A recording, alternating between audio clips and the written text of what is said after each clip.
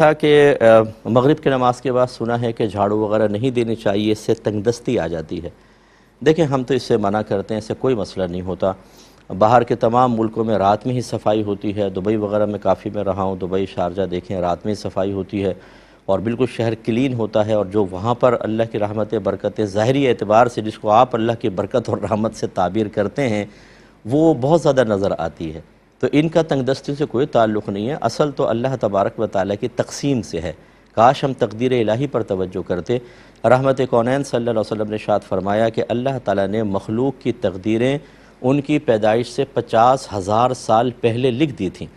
یعنی اللہ تبارک و تعالیٰ نے مخلوق ابھی پیدا بھی نہیں ہوئی، کس کو کتنا رزق ملے گا کتنا نہیں ملے گا، کون کہاں پیدا ہوگا، کس سے شادی ہوگی، کتنے بچوں کے، سب لوح محفوظ میں لکھوایا ہوا ہے۔ رحمت کونین صلی اللہ علیہ وسلم ارشاد فرماتے ہیں کہ قلم قدرت لوگوں کا رزق لکھ کر خشک ہو چکا ہے، اب کسی پرہیزگار کی پرہیزگاری اس کو بڑھا نہیں سکتی اور کسی کا فسق و فجور اسے کم نہیں کر سکتا۔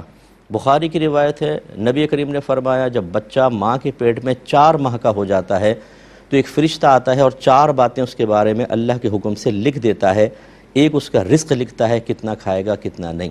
تو اس کا مطلب یہ ہوا کہ آپ جھاڑو دیں نہ دیں، جو اللہ تبارک و تعالیٰ نے آپ کا رزق لکھا ہے وہ بالکل ختم نہیں ہو سکتا۔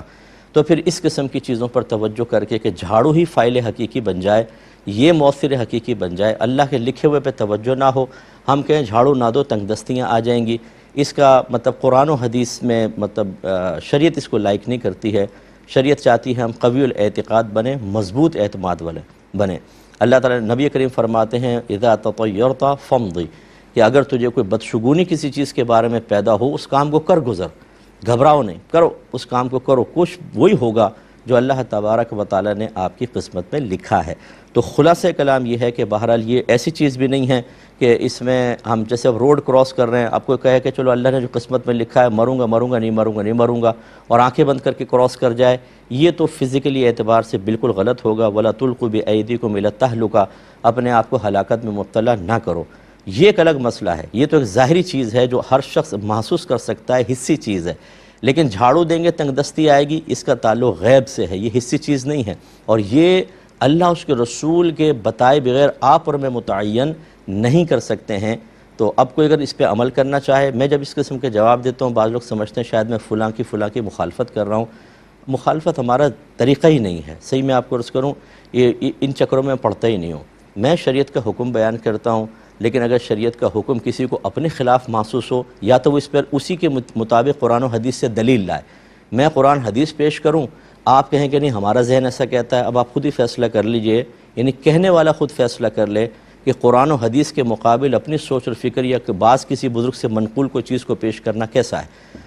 اور دوسری بات یہ ہے کہ ہماری بات جب آپ سنیں گے تو آپ قوی الاعتقاد بنیں گے، آپ کا اعتقاد مضبوط ہوگا اور توجہ اللہ کی طرف جائے گی۔ لیکن جب آپ یہ چیزیں کھڑو گے، یہ گلاس یوں گرا دو گے نحوست ہو جائے گی، پاؤں ہلاؤ گے نحوست ہو جائے گی، اگر مغرب کے بعد جھاڑو دو گے تنگ دستی آ جائے گی۔ ان چیزوں پہ جب آپ لگ جائیں گے پھر اللہ سے توجہ آپ کی ہٹ جائے گی، کمزور اعتقاد کی ہو جائیں گے، آپ ان چیزوں سے خوف محسوس کرنے لگ جائیں گے، اللہ کا حقیقی خوف آپ کے دل سے نکل جائے گا۔ تو میں کسی کی مخالفت میں بات نہیں کرتا ہوں، میں شریعت بیان کر رہا ہوں۔ اگر وہ کسی کو اپنے مخالف محسوس ہو رہی ہے تو وہ دلیل دے، اگر دلیل نہیں ہے تو قبول کرے، نہیں قبول کرنا چاہتا ہمارا کسی سے جھگڑا نہیں ہے، ہم کوئی جھگڑا کرنے کے لیے کوئی یہاں بیٹھے ہیں، ہم تو دین سکھانے کے لیے بیٹھے، اور ماشاءاللہ 21واں سال ہے میں سکھا ہی رہا ہوں، تو ناراض مت ہوں، آپ اپنے اوپر عمل کریں، پھر ٹھیک ہے آپ کہیں ہم تمہاری بات نہیں مانتے، قرآن و حدیث کی بات ہمیں سمجھ میں نہیں آ رہی، ہمیں اپنی دلیل سمجھ میں آ رہی ہے، تو پھر ہم زبردستی تو نہیں کر سکتے، وما علینا الا البلاغ،